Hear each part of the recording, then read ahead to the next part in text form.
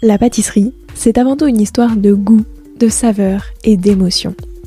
Bienvenue dans Papille. Je suis Léa Reverdy, amatrice et passionnée de pâtisserie. Et depuis 2021, je me suis lancé un défi. Vous emmener avec moi à la découverte de ce qui fait vraiment un bon dessert. L'objectif ultime, trouver la recette parfaite qui fera fondre vos papilles à coup sûr. Vous êtes sur le point d'écouter un nouvel épisode de Papille. C'est le podcast qui part à la rencontre des meilleurs chefs pâtissiers et pâtissières pour comprendre l'émotion et les saveurs qui les animent au quotidien lorsqu'ils et elles créent leurs desserts d'exception. Après cet épisode, à vous de laisser libre cours à votre imagination et de créer les desserts aux saveurs qui vous ressemblent tout en vous inspirant des meilleurs. Bonne écoute! Bonjour à tous et à toutes, j'espère que vous allez bien. Je suis passée devant des centaines de fois sans jamais prendre le temps de m'y arrêter. Alors en y entrant, je découvre tout. La jolie décoration, la vitrine gourmande et la jolie passerelle. Un endroit lumineux, doux, réconfortant au milieu du tumulte de cette gare. Cet endroit, c'est le restaurant Dalloyau de la gare Saint-Lazare. Et c'est ici que j'ai rencontré Jérémy Delval. Depuis des années, j'admirais ses desserts innovants aux goûts inattendus. J'admirais sa pâte, qui liait parfaitement à celle de cette maison iconique. Depuis plusieurs années maintenant, Jérémy Delval est le chef pâtissier de la maison Dalloyau. Couronné champion de France des desserts en 2014, ce qu'il aime, c'est imaginer des desserts gourmands et innovants. Et pour cela, il garde toujours en tête des saveurs originales à tester dans ses prochains gâteaux. Avocat, sapin, herbes fraîches, micro-pousses sont toujours appréciés pour faire toute la différence.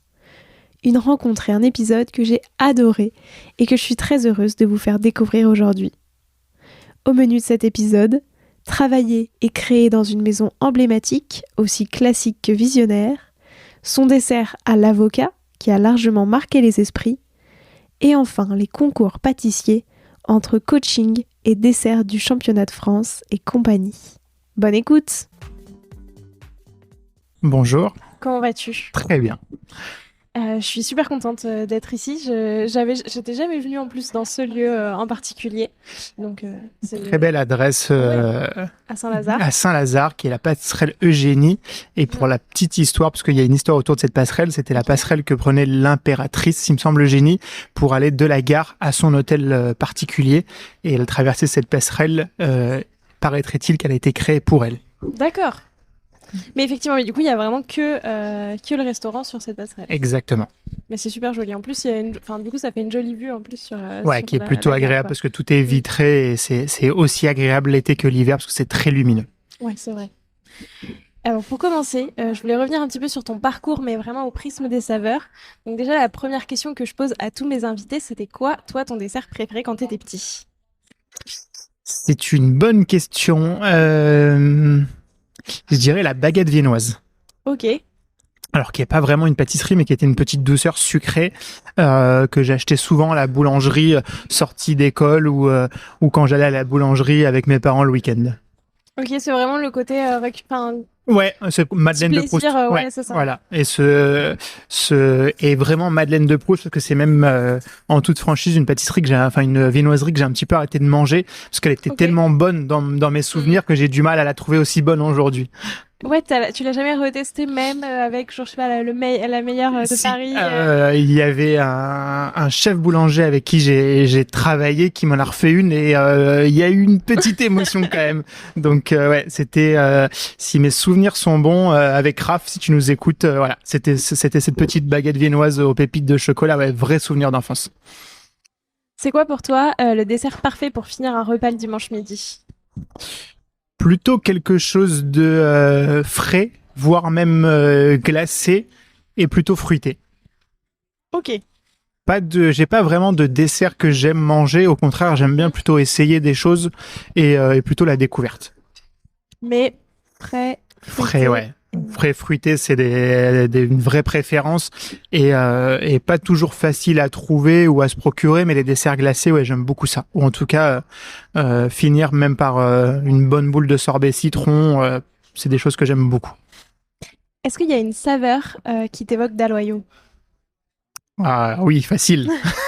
Alors, c'est pas une saveur, ce serait une combinaison ou même un gâteau, mais l'opéra.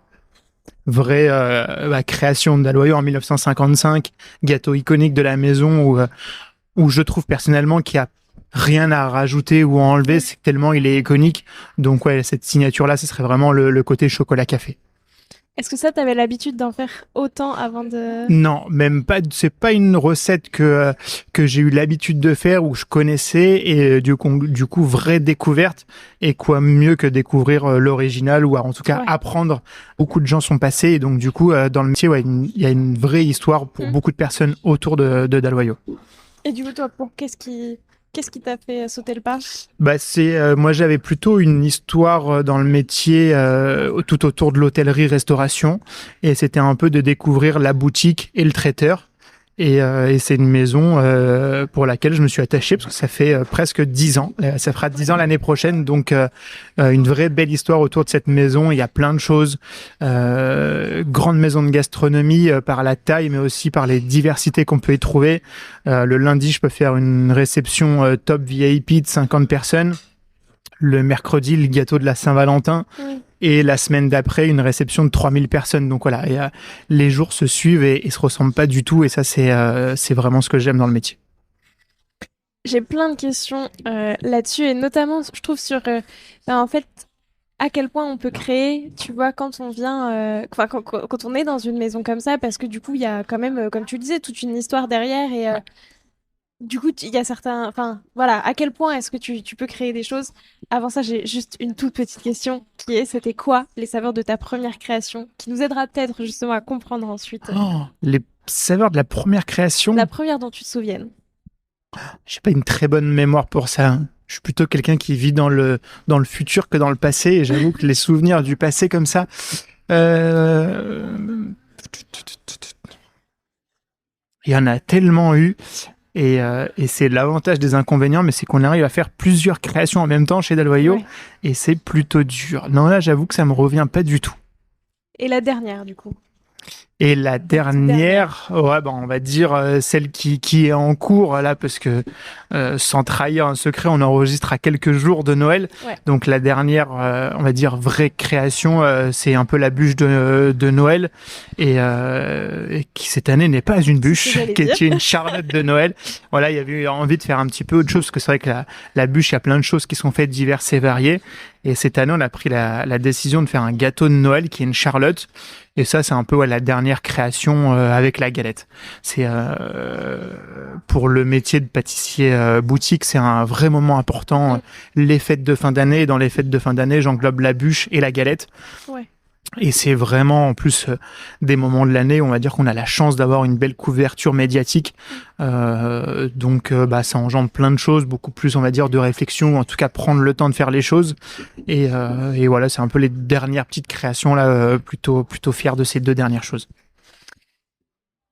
Alors, comment, si j'en viens à vraiment le sujet que je t'ai dit que je trouve super intéressant, c'est donc comment est-ce que tu arrives, enfin, qu'est-ce qui t'inspire et comment tu crées dans une maison aussi emblématique? Parce que j'imagine que c'est un grand sujet. Ben, il y a deux grands axes. Une, ça va être un petit peu la vision, la ligne directrice qui va être de commun accord avec les équipes marketing et communication. Ouais. Typique pour un exemple concret sur le gâteau de fin d'année. Cette année, on avait décidé de faire tout autour de Versailles, un peu retour aux sources de Dalloyo.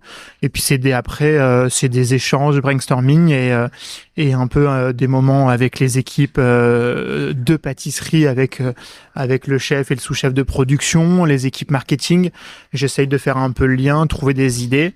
Et de là, après, il y a soit le parfum, je l'ai déjà en amont parce que je vais me dire, tiens, Ok. j'ai goûté ça, ou vrai exemple concret de la bûche aussi, il y a un petit peu un assaisonnement, on va dire, autour du sapin dans cette bûche.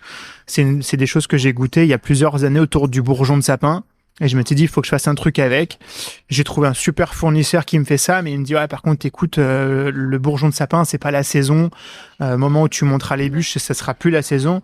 Et il me dit, par contre, j'ai des pousses de sapin. Je lui dis, écoute, jamais travaillé, banco, vas-y, envoie. Et ça a été un essai là-dessus. Et après, il y avait le souhait de faire quelque chose un peu gourmand, fruité. association d'idées avec la pistache, ça va bien. En travaillant avec les équipes marketing, on voulait plutôt un gâteau un peu côté justement côté Versailles, un peu buffet et tout ça. Et là, l'idée de la Charlotte m'est venue et pour la rendre un peu plus waouh, pour prendre une expression marketing, bah voilà, ça a été l'envie un peu de la poser sur un socle chocolaté pour lui avoir un peu ce côté buffet versaillais, dessert, un peu pièce d'exception. Et pareil, après c'est des recherches. Il y a eu tout un travail, alors qui est pas visible au premier abord, mais la base du socle, c'était un peu l'idée des jardins château de Versailles. Okay. Après, elle est posée sur des S qui font entre la base du haut et la base du bas. Et ces S, pour moi, c'est deux choses. C'est d'une, quand on fait des pièces montées, qu'on en apprentissage ou tous ces gâteaux un peu emblématiques, c'est des choses qu'on fait. Et de deux, ça reprend aussi des formes du portail du château de Versailles. Okay. Donc voilà, ça c'est vraiment de la recherche et de l'inspiration autour de ça. Et puis les parfums, c'est un peu c'est des choses que j'arrive pas à expliquer. C'est un souvenir, quelque chose qu'on a goûté, typique pour le sapin. Et après, c'est se dit, comment je vais, ou voilà, où il y avait cette idée de faire quelque chose autour de la pistache. Voilà, ça fait plusieurs années qu'elle est à la mode et c'est un produit que j'avais pas encore trop travaillé ou pas, quelque chose de full pistache et qui me tenait à la cœur cette année de faire quelque chose à la pistache. Je me suis dit, la pistache, c'est bon, c'est gourmand, mais fin de repas, on a envie de peut-être quelque chose d'un peu plus léger ou fruité, justement. Pour ma part en tout cas. Donc le fruit exotique est arrivé avec de la mangue et vraiment une association de saveurs autour des fruits exotiques et la petite note d'originalité avec le sapin. Donc voilà, c'est un peu la construction qui se fait par strass, par étapes, au fur et à mesure de la réflexion. Et donc le point de départ, généralement, ça va être une idée et qui va être issue en fait finalement d'une réunion brainstorming. Exactement. Avec l'équipe communication marketing. Ça c'est pour les grands marronniers. Ouais. Voilà, on a plutôt une idée d'un thème et de ce thème-là va découler une collection. Et puis après il y a les gâteaux de tous les jours, on va dire, où là c'est un peu pareil, soit c'est un brief ou soit c'est une réflexion commune de se dire là il faut un gâteau aux fruits et puis après on avance. Mais oui, en général, ouais, c'est vraiment des échanges en premier lieu avec les équipes marketing communication.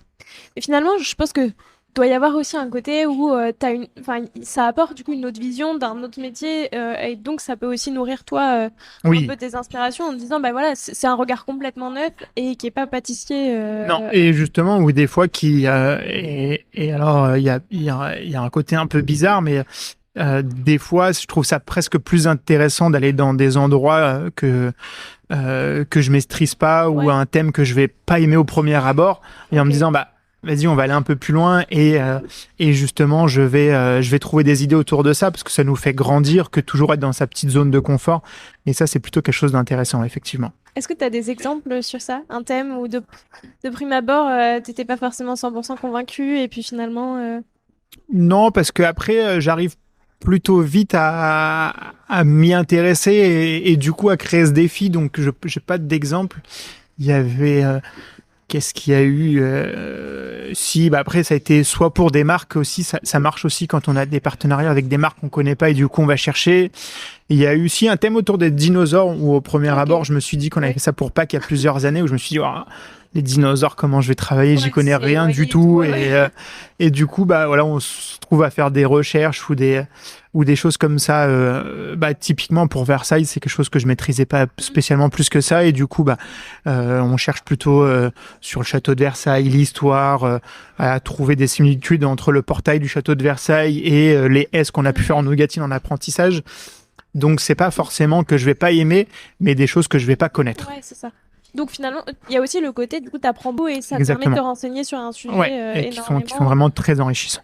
Et qui, du coup, j'imagine, tu vois, te font naître aussi certaines inspirations en disant, tiens, ça c'est chouette et finalement, est-ce qu'on pourrait pas retravailler ça de telle manière ? Ouais, c'est exactement ça. Ça fait grandir à chaque fois et c'est vraiment ce que j'aime dans le métier. Est-ce que la Charlotte, d'ailleurs, c'était un dessert qu'on mangeait particulièrement à Versailles? Enfin, à Noël, est-ce qu'il y avait un Non, lien sur ça? non, Pas du pas tout, du non. tout. C'est un peu après dans les images qu'on a eues des buffets et toutes les séries. Il y a eu une série Netflix. Mhm. Enfin voilà, ça c'est vraiment pour des choses. C'est des choses que je connais pas et que je regarde pas, mais les équipes marketing étaient à fond dessus.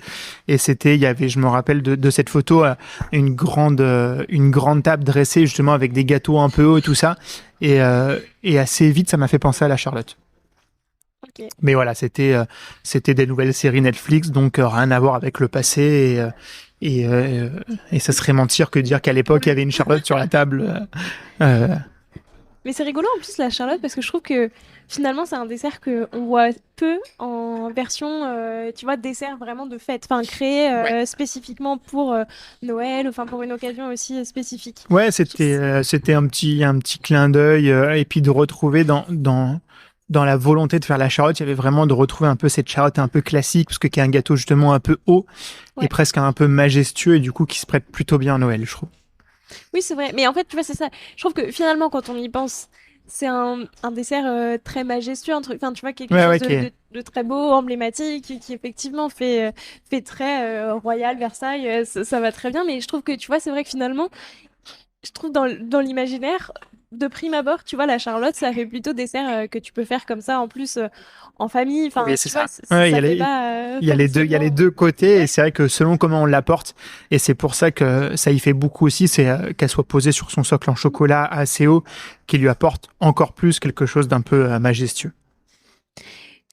De ce que tu dis, je trouve que du coup, toi, il y a une grosse partie de ton inspiration, enfin en tout cas de ta créativité qui vient des goûts que tu Ouais. choisis. Et il y a toujours des goûts très originaux. Je pense notamment à une couronne de Noël que tu avais fait il y a quelques années avec de l'avocat dedans, Oui. qui ça, pour le coup, sort complètement des codes classiques, etc. Euh, Ça déjà, déjà, à quel point au départ c'était possible, tu vois, pareil, encore une fois, sous un nom d'une grande maison, parce que enfin, je trouve que ça casse complètement, tu vois, une ligne très classique. Voilà, et pourquoi est-ce que toi, tu as eu envie de faire ça? Qu'est-ce que t'aimes dans ce genre d'association? Bah, et après, ouais, il y a deux choses, deux points dans ta question. Le premier, c'est maison classique d'Aloyau, mais pas tant que Mm. ça, parce que des maisons qui créent des gâteaux et qui restent emblématiques, du coup, pour moi, Ouais. il y a une forme de classicisme, mais aussi une maison qui était dans l'air du temps et qui a toujours eu des créations bah, presque un peu en avance. Et pour moi, c'est une maison qui a été précurseur, qu'il a peut-être perdu, passé un temps, mais voilà, je vois plutôt cette Dalloyau comme une maison classique, mais aussi qui a été précurseur sur plein de choses et une maison un peu visionnaire. Ok. Donc c'est là où c'est un peu difficile et des fois c'est un grand écart d'avoir ce côté très Ouais. créatif, mais d'être très maison Mm. classique. Et aussi dans nos clients, parce qu'on a des clients classiques du coup qui ont connu la maison au début et qui ont envie d'un certain classicisme, mais aussi une jeune génération plutôt foodista qui a envie de découvrir des choses et voilà d'arriver à faire le grand écart entre les deux. Donc ça, oui, c'est ce qui me plaît aussi, c'est d'avoir une maison d'histoire, mais qui se ferme pas, Ouais. d'avoir ce côté un peu des nouvelles créations et d'essayer des choses. Et ça, c'est vraiment quelque chose qui me plaît. Et pour la deuxième partie de ta question sur l'avocat, pour moi, c'est une vraie reconnaissance parce que c'est une création qui a été faite il y a 3 ans Mm. maintenant. Et c'est une création qu'on Ouais. ressort cette année, ou que je Ok. devrais dire, si le podcast sort en février, qu'on a ressorti l'année dernière, parce que c'est une création que les clients redemandent. Il y a eu un vrai coup de cœur de la clientèle. Ça a été un vrai parti pris. Je pense que je me rappellerai de cette dégustation un peu gravée Ouais. dans ma mémoire. Et à l'époque, j'ai appelé ma DG, je lui dis, écoute, on a eu une idée, on va faire un gâteau exotique. Elle me dit, ouais, ça va bien. Je lui dis, par contre, on va vous faire une propale avec de l'avocat dedans. Elle m'a dit, Jérémy, c'est pour Noël. Je dis, bah écoute, on déguste, on vous fait les deux, Mhm. avec et sans avocat. Et on a fait la dégustation, et tout le monde, c'était à l'unanime, on doit être entre 5 et 10 personnes aux dégustations, ça dépend un petit peu. Tout le monde a été unanime en disant, il faut valider l'avocat, il y a une vraie différence et c'est vraiment bon. Après, au-delà de ça, en toute humilité, c'est pas tant une idée de gêner que ça. Moi, j'ai découvert ça il y a plusieurs années et en fait, l'avocat, c'est utilisé dans plein de pays en sucré. Et c'est un peu en contrepartie quand on leur dit un avocat vinaigrette, ils disent quoi? Ouais. Ça se mange pas en sucré l'avocat. Mais de l'apporter en Europe et au-delà de plus sur une table des fêtes, ça a été le côté un peu original et prise de risque. Ouais. Mais ça a effectivement très très bien marché. On a une bûche qui a été très très bien couverte médiatiquement et surtout après le retour des clients qui a été plus que positif. Donc c'est pour ça des fois maison de gastronomie, mais aussi maison avec un peu d'audace. Ouais, mais tu vois, parce que effectivement, c'était marquant, parce que moi, je me souviens, tu vois, de l'avoir vue justement passer dans les médias et tout Ouais. quand elle est sortie. Et en fait, encore aujourd'hui, tu vois, enfin, j'ai pas l'impression que c'était, tu vois, il y a 3 ans et tout, parce que je trouve que c'est tellement marquant et enfin, tu suscites beaucoup la curiosité des gens à dire, attends, il y a de l'avocat dans ce dessert, Ouais, ça a été. qu'est-ce que ça va donner, quoi? Ouais. Et non, ça a été, mais pareil, c'est des choses qui se sont fait assez facilement. Moi, c'est une chose que j'avais découverte il y a plusieurs années, que j'avais déjà fait. J'avais fait un dessert à l'avocat, et en fait, c'est pareil, c'est des choses qui sont assez marquantes parce que on a senti que s'est passé quelque chose. J'étais avec le sous-chef Théo et on était tous les deux. On avait fait la bûche, une bûche exotique. Elle était bonne. Voilà, elle était bonne. Et on s'est dit, je lui ai dit, Théo, la bûche elle est sympa, mais Ouais, il manque un truc. il manque un truc. Et mais ça s'est fait vraiment. Je lui ai dit, viens, mets de l'avocat. Il me dit, ah ouais, moi aussi. Et en fait, pareil, il a vu la même expérience. Il avait déjà fait un dessert à l'avocat. Et il me dit, ouais, c'est ça.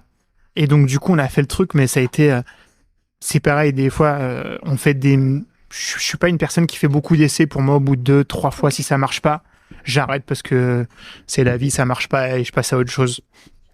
Et là, premier coup, j'avais vraiment une idée en tête de la recette.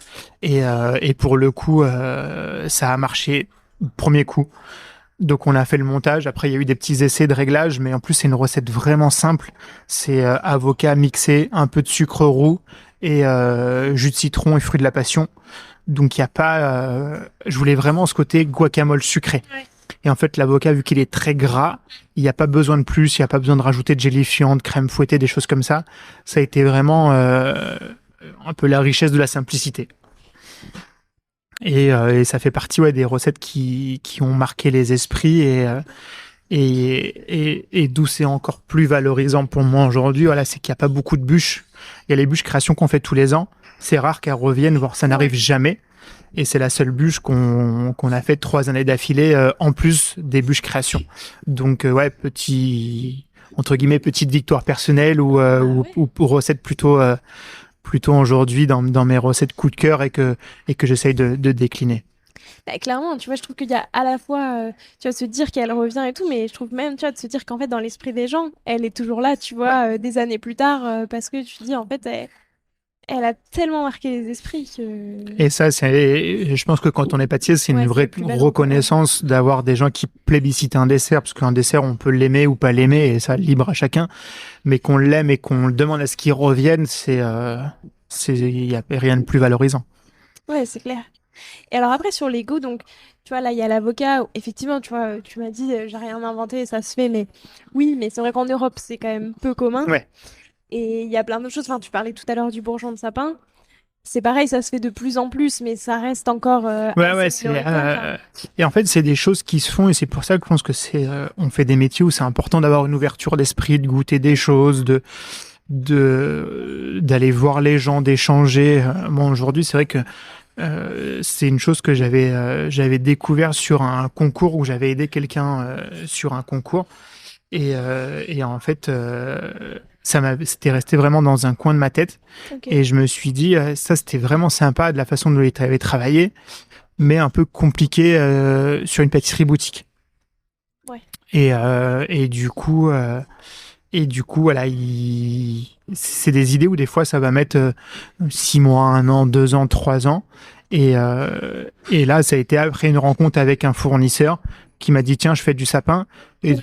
pour moi, c'est un peu les planètes qui s'alignent. Il n'y a rien des fois, de vraiment réfléchi. C'est vraiment une forme d'opportunité des gens, des rencontres qui vont accélérer ou freiner les choses. Et des fois, je pense que c'est les rencontres qui font tout ça.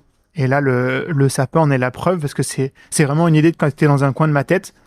J'ai appelé un fournisseur, il m'a dit non, j'ai pas ça, mais j'ai ça. Et en 15 jours, les premiers essais ils étaient lancés, quoi. Donc, ouais, j'aime bien cette façon de faire un peu à la rencontre. Oui, c'est ça. Donc rencontrer des gens, goûter des nouvelles choses Ouais, et garder beaucoup des choses en mémoire. Enfin, ou comme tu disais tout à l'heure, avoir l'ouverture d'esprit de se dire, en fait, je le garde toujours dans un coin de ma tête et comme ça ressortira.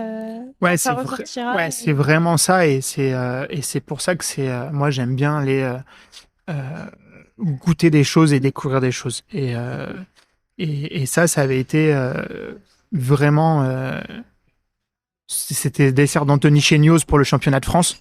Et c'est vrai qu'aujourd'hui, étant champion de France, il y a des gens qui nous appellent pour pour des coups de main ou un peu du coaching. Et moi, je trouve ça, une fois de plus, c'est valorisant et ça fait toujours du bien à l'ego quand on nous Ouais. appelle pour ce côté coaching. Mais je vois ça aussi d'un œil, c'est que bah, ça nous permet d'avoir toujours un peu cette fraîcheur, parce que souvent c'est des gens qui sont souvent plus jeunes, et bah, c'est aider parce qu'on nous a aidés, mais c'est aussi bah, voilà, des découvertes de produits, une façon de travailler, et je trouve que tout le monde est gagnant. Entre guillemets, le coach va garder cette fraîcheur de découverte de produits, et la personne qui est plus jeune, bah, nous, on lui transmet notre savoir-faire et tout ce qu'on a pu faire et vivre sur les concours. Donc pour moi, c'est gagnant-gagnant. C'est pas juste la personne qu'on coach qui a tout à gagner. Moi, à chaque fois que je coach ou j'aide quelqu'un, j'ai toujours gagné quelque chose. Et là-dedans, il n'y a jamais d'aspect financier, c'est vraiment gagner dans le savoir ou l'échange, ou une belle rencontre. Et typique, bah, aujourd'hui, Anthony m'avait fait découvrir ça à l'époque, mais c'est devenu un ami. Et donc, ça crée des liens, et c'est un métier que je trouve qui est beau pour ça. Oui, finalement, tu échanges aussi Ouais, c'est liens des de vrais qualité, moments ça. d'échange. Tu disais tout à l'heure que t'aimais pas faire beaucoup d'essais. Oui, c'est des choses que les gens disent peu et que je pense qu'il faut assumer et je suis pas une personne à faire 10 000 essais pour que ça marche. Par contre, avant de faire des essais, je vais beaucoup Ouais, c'est réfléchir. ce que j'allais dire. Et des fois, avant de faire un essai, je vais y avoir réfléchi plusieurs jours, voire plusieurs semaines. Et aujourd'hui, j'arrive à... Alors après, c'est une façon de travailler qui est vraiment personnelle et peut-être que d'autres la font comme ça, mais j'arrive à imaginer un petit peu, on va dire, le goût et la texture avant de l'avoir fait et pourquoi j'utilise ça plus que ça, pourquoi tel gélifiant, et ça va se faire vraiment dans ma tête et je vais presque visionner le gâteau et la façon dont je veux le construire dans ma tête avant de commencer à le travailler. Et je pense que cette façon de travailler, moi, me fait gagner beaucoup de temps en termes d'essais parce que je sais ce que je vais vouloir goûter Ouais. avant de le goûter. C'est-à-dire, bah, si je veux quelque chose de plus acide, quelque chose de très croustillant, quelque chose de plus crémeux, plus mousseux, et donc je vais y réfléchir et réfléchir, je vais me dire non, bah plutôt une mousse comme ci ou un crémeux comme ça. Et il y a cette réflexion, vraiment une vraie réflexion avant le premier essai. Ouais, en fait, comme tu passes tellement de temps à tout construire, tout C'est ça. imaginer, tout te renseigner, etc., finalement. Et aussi pendant plus de 7 ans, chef R&D du coup pour Daloyo, du coup des essais, des essais, des essais. Et c'est vu qu'on a fait beaucoup de choses, bah voilà, il y a une espèce de bibliothèque dans la tête de goût, de texture qui va se former et du coup, bah, plus cette recette qu'une autre, plus ci, plus ça. Et après, voilà, il y a des moments où on va faire vraiment de la recherche et des goûts, mais c'est quelque chose que j'ai de plus en plus de mal à faire, mais des fois, je préfère juste faire un essai sur un biscuit, un croustillant ou des choses comme ça. Et justement, de se dire, bah voilà, ça je l'ai, et entre guillemets, bah, c'est en plus dans ma bibliothèque et le jour où j'aurai besoin, Ouais. c'est une strasse en plus et c'est une recette qui est calée et je vais pouvoir l'ajouter à autre chose que faire des gâteaux de A à Z avec que des nouvelles recettes ou que des nouvelles techniques. Je pense qu'aujourd'hui, c'est vraiment très compliqué. Ça, je trouve que... Enfin, je sais pas, du coup, toi, comment est-ce que tu as appris, tu vois, tout ça? Comment est-ce que... Parce que j'ai envie de dire presque, il y a deux écoles un petit peu, tu vois, il y a ta façon de faire où on réfléchit vraiment beaucoup en amont et il y a plutôt bah on teste, on fait, on reteste, enfin tu vois, et t'améliores un petit axe à chaque fois, mais tu vois, tu vas presque avec ton premier instinct en Ouais. te disant, bah voilà, j'ai cette idée qui m'est venue, je la teste, je vois oui, non, avant de la tester d'abord sur le papier, Ouais. entre guillemets. Mais est-ce que, tu vois, il y a vraiment toi enfin, une méthode, entre guillemets, qu'on t'a apprise pour faire ça? Non, je pense qu'il n'y a pas de méthode, il n'y a pas de bonne ou de mauvaise méthode, c'est avec le temps, avec comment on a envie, comment on ressent les choses. Et il y a une chose qui est le plus important, c'est que peut-être que je suis arrivé à cette méthode-là, moi personnellement, parce que comme tout le monde, on manque de temps, et que Mm. le temps qu'on a, bah, on envie qu'il soit utilisé de la meilleure façon, et que de faire plein d'essais, des fois, ça peut être très enrichissant, mais il faut avoir beaucoup de temps. Et bah, le temps que moi, entre guillemets, je perds dans la voiture, dans les transports, ou quand on dort pas bien, bah, c'est du temps que je vais plus utiliser comme ça sur de la réflexion. Ok. À quel moment est-ce que dans ta carrière, tu t'es pris ta plus grande claque de saveur, entre guillemets? C'est-à-dire le moment où bah, tu as compris en fait tout ce qu'on pouvait faire, tu vois, à quel point on pouvait aller loin avec l'avocat, le sapin, enfin à quel point on pouvait tester des choses, à quel point en fait il n'y avait pas trop de limites en termes d'alliance de saveurs. Est-ce que tu peux nous raconter ce moment? C'est dur comme question, ça. J'ai presque envie de dire, c'est un peu tout le temps, quoi. C'est de se dire, un peu tout est possible, comment on l'essaye, c'est la façon. Et, euh, et après, moi, j'ai pu le voir aussi sur des concours, en faisant des concours, en étant jury ou juste en aller voir des concours, de se dire, bah, des fois, c'est peut-être juste pas le bon moment. Trop tôt, trop tard, pas les bonnes personnes, ça n'a pas été compris. Et, euh, et c'est un peu, voilà, pour moi en tout cas, c'est plus une remise en question un peu quasiment quotidienne, plutôt de se dire j'ai pris une claque là et depuis entre guillemets, enfin, Ok, j'ai pas évolué ou ça a été ça ce déclic là. Non, moi c'est plutôt une espèce de remise en question quotidienne. Donc je sais pas si ça répond à ta question, mais en tout cas, j'ai pas de souvenir de me dire bam, là ça a changé, j'ai ouais. compris des choses. Non, ouais, c'est plutôt un peu au quotidien et des petites choses qui font à chaque fois que qu'on se remet en question et qu'on évolue. Ça représente quoi pour toi la pâtisserie? Un petit peu ma vie quand même. Parce que c'est quelque chose qu'on fait tous les jours, enfin que je fais tous les jours Ouais. depuis plusieurs années, qui prend beaucoup de temps, bah, du coup dans ma vie professionnelle parce que c'est mon métier, mais aussi beaucoup de temps dans ma vie personnelle parce que bah, sur du temps perso, on va goûter des pâtisseries parce que la plupart de mes amis sont des pâtissiers, donc le week-end c'est on voit des pâtissiers, du coup bah on parle pâtisserie, mais pas que parce que on n'a pas que c'est pas non plus que ça, mais ouais c'est une grande partie de ma vie, ouais. Est-ce que tu peux nous raconter l'histoire du dessert qui t'a le plus marqué? C'est pas forcément un dessert que toi t'as fait, ça peut être un dessert d'un autre pâtissier ou d'une autre pâtissière que t'as goûté, mais tu vois qui t'a particulièrement marqué et qui aujourd'hui en tout cas te laisse un certain souvenir. Et voilà, Hmm, pourquoi est-ce qu'il hmm. t'a marqué? Qu'est-ce qui t'a marqué? Bah après, moi, dans les desserts qui m'ont le plus marqué, il y en a un en particulier, c'est le dessert que j'ai fait au championnat de France. Donc du coup, c'est le mien, donc je peux en parler plus facilement. Voilà, c'est un concours que j'ai mis beaucoup de temps un dessert que j'ai mis beaucoup de temps dans la réflexion et là pour le coup Ouais. beaucoup d'essais parce que c'est un concours et il faut que ça soit ultra pointu et que le but c'est de faire la différence et tout ça. Donc voilà, c'est un dessert qui m'a marqué parce qu'il y a eu derrière ce titre de champion de France, mais un dessert d'une autre personne, là comme ça, j'en ai pas. Après, il y a eu, c'est plutôt des expériences un petit peu gastronomiques. J'aime beaucoup moi faire des belles tables et c'est vrai que souvent c'est le dernier moment, donc c'est des moments qui sont importants Ouais. et il y a eu plein de beaux moments dans des belles tables quoi. Sur ce dessert que t'as fait au championnat de France, déjà, qu'est-ce que c'était? Est-ce que tu peux nous dire un C'était petit peu? bah, du coup ça reste des desserts un peu de concours, donc il faut arriver avec. Enfin, pour ma part, moi c'est comme ça que je vois un concours, c'est faut que ça soit innovant dans le goût ou dans la forme. Le mieux c'est quand il y a les Ouais. deux. Et j'ai eu j'aime beaucoup le voyage et j'aime retranscrire, c'est une petite partie de voyage, du coup voyager à titre professionnel et personnel. Et du coup, j'aime ce côté voyage et rapporter des épices ou des choses. Et là, j'ai eu l'idée en fait de créer un bouillon thaï sucré. Donc du coup, avec beaucoup d'épices, d'aromates.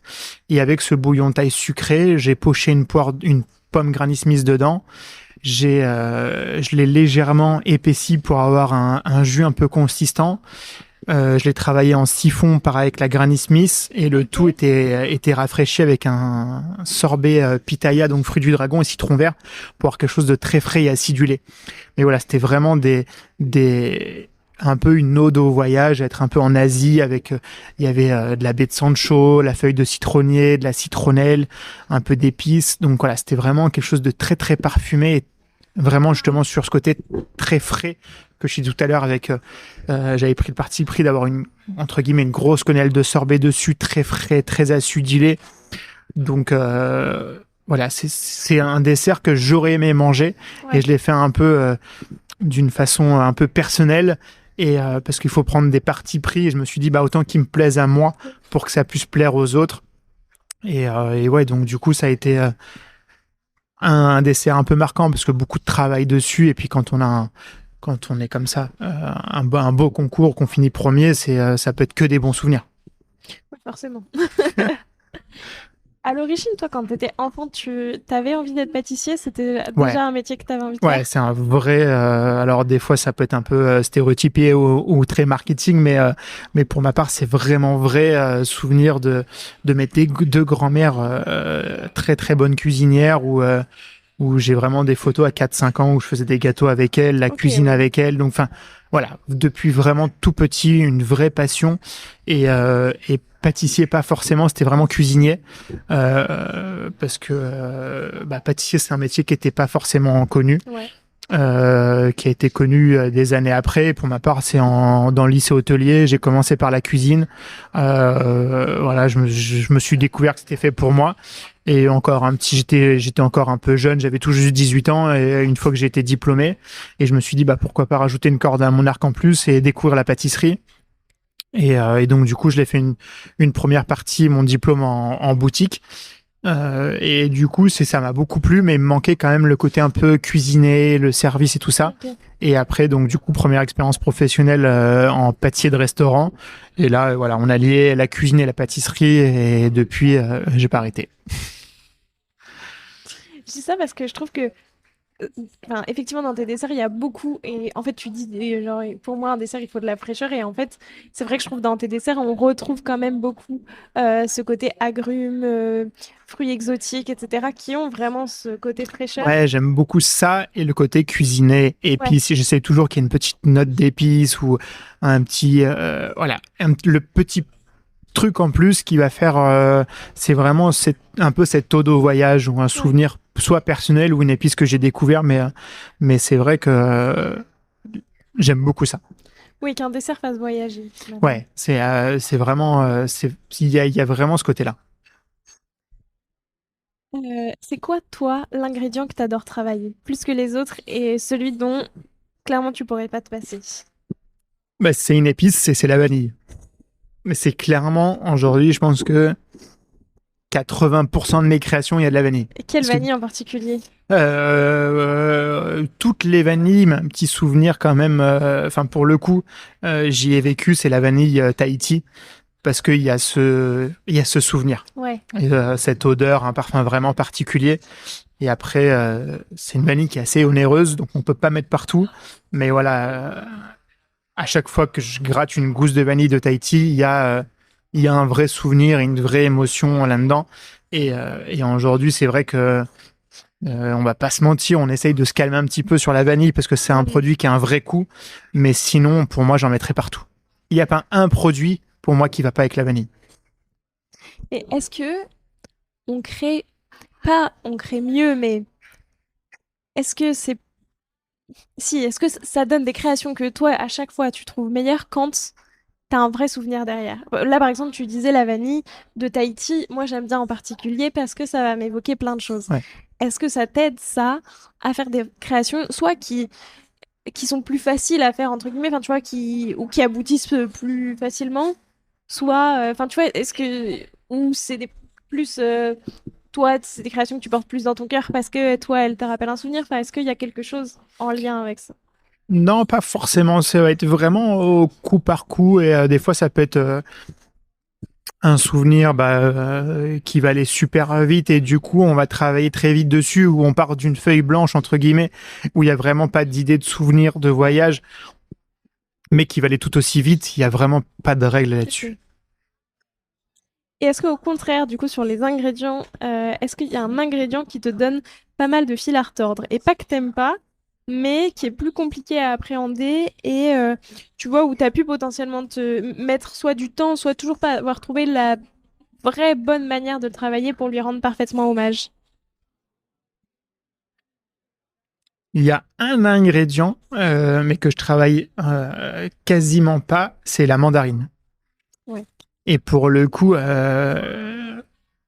c'est quelque chose que je n'aime pas Ok. et qui a un souvenir, Un mauvais un souvenir. mot. Mais en fait, alors c'est pas très glamour, mais je trouve que c'est un goût de médicament. Ouais, Et pour moi, ça me ouais, rappelle ce goût-là et c'est vraiment rédhibitoire. C'est je n'y arrive pas. ouais. C'est je peux pas l'expliquer.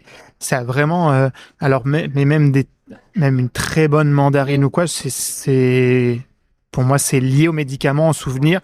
Je sais pas l'expliquer pourquoi et en plus je pense que c'est il y a rien de concret ou mais c'est un goût voilà que j'aime pas et je pense que je suis pas prêt de faire une création à la mandarine. Oui, c'est ça que t'arrives pas du tout à Non, j'arrive goûter pas. les trucs. Hein. Ouais, j'arrive pas à me dire que ça peut être bon en Ouais. fait. C'est vraiment, il y a vraiment quelque chose qui fonctionne pas. Et c'est vraiment le seul produit en réfléchissant comme ça. Non, sinon il y a pas de produit et au contraire plutôt curieux de découverte ou de d'essayer des choses. Donc là, on est dans la période où les gens qui, dans le train ou dans les transports ou quoi, mangent des mandarines, t'insupportent. Non, parce que c'est un produit comment. Enfin Pas après des c'est clémentines. non les Ouais, clémentines j'aime clémentines, ça. ça, mais les Clémentine mandarines, ça va, vraiment. c'est vraiment la mandarine. Et On en mange c'est moins. des choses, ouais, c'est des choses qu'on en mange. Mais c'est un produit en plus qui est quand même assez méconnu, la mandarine. Ouais. Enfin, aujourd'hui, c'est plus la clémentine Ouais. ou l'orange, ben voilà. Et c'est des produits pour moi qui ont vraiment rien à voir où je fais une vraie différence. Ok. Ah, au moins, tu arrives vraiment à voir Ouais. la différence. Et quel conseil est-ce que tu donnerais au Jérémy qui commençait, tu vois, dans ce métier, qui commençait la pâtisserie? Avec du recul, un conseil, soit un bon conseil qu'on t'a donné, tu vois, et que bah aujourd'hui tu voudrais redonner même à quelqu'un d'autre, à un autre ou une autre jeune qui commence, ou alors un conseil que bah tu vois avec du recul tu te donnerais aujourd'hui.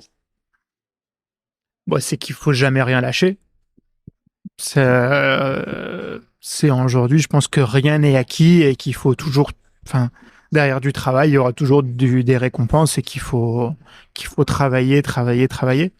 Et c'est des métiers qui sont durs, mais aujourd'hui, c'est vrai que il y a quelques années en arrière, j'aurais pu jamais imaginer tous les endroits où j'ai eu la chance de Ouais. visiter en France, à travers le monde, grâce à mon métier, ou toutes les super choses que j'ai pu voir et des super rencontres. Ouais, je suis pas très vieux, je suis trentenaire, plus proche de la quarantaine, mais encore trentenaire. Et c'est vrai que qu'il y a quelques années, moi, quand j'ai commencé, c'était un métier qui n'était pas forcément glamour, voire même pour beaucoup une voie de garage. Et voir tout ce que j'ai pu faire aujourd'hui, je me dis que c'est quand même très cool de pouvoir faire tout ça en étant entre guillemets que pâtissier il y a encore quelques années où on voyait ça comme Ouais. une voie de garage, tu sais pas quoi faire, tu finiras garagiste ou pâtissier, tiens, il y a un peu de place, vas-y.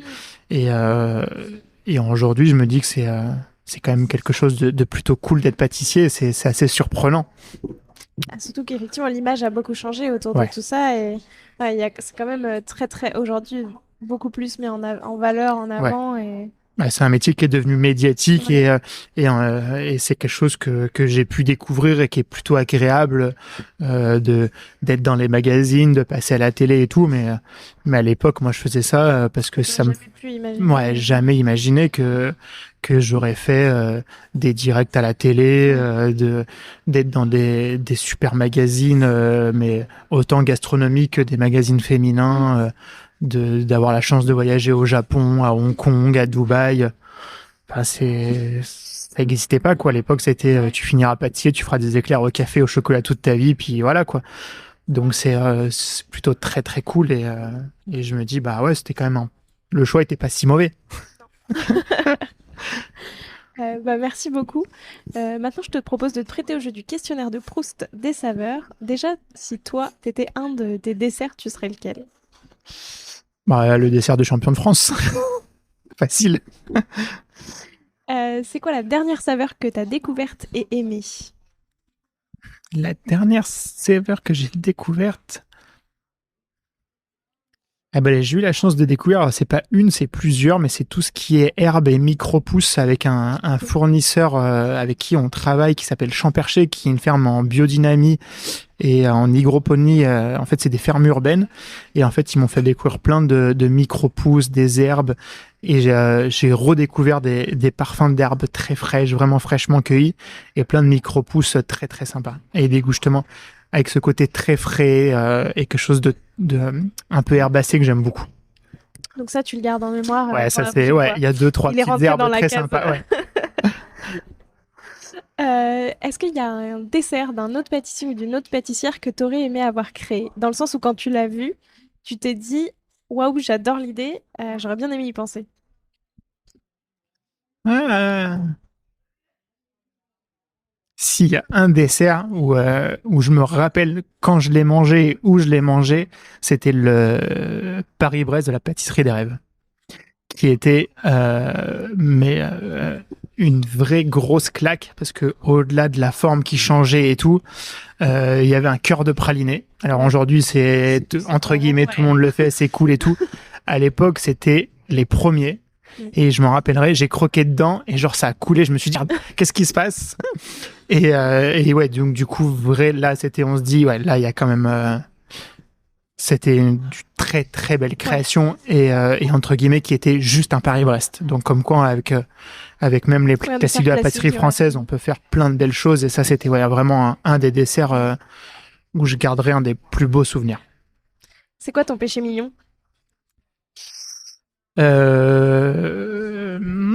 Péché mignon. Alors, il y en a un pour un pâtissier qui, je pense, le pire, mais c'est les bonbons. T'es pas le premier à faire Ouais, ça. j'ai l'impression pour écouter un petit peu ou pour en parler, mais ouais, un vrai problème, même une vraie addiction à ça. T'en as des préférés? Plutôt tout ce qui est un peu acidulé, qui pique et tout, mais je peux manger un paquet de bonbons assez rapidement. Et est-ce qu'il y a un pâtissier ou une pâtissière avec qui t'aimerais bien faire une création à quatre mains qui aurait des saveurs assez inattendues? Oh, ça c'est dur de choisir. Il y en a plein, plein, plein, plein. Bah peut-être prendre pour moi un des meilleurs pâtissiers, Pierre Hermé, qui reste quand même un grand monsieur de la pâtisserie française et ouais, ça serait un vrai honneur, une création. Mais après, ouais, j'ai plein d'amis pâtissiers où au-delà de ça, ça serait très cool parce que c'est vrai que c'est des choses qui se font, mais voilà, de faire des collabs et tout. Et c'est des choses que j'aime beaucoup faire au sein de Dalloyau, justement. Parce que c'est des choses qui font grandir, c'est des vrais moments de partage et c'est des moments qui me plaisent.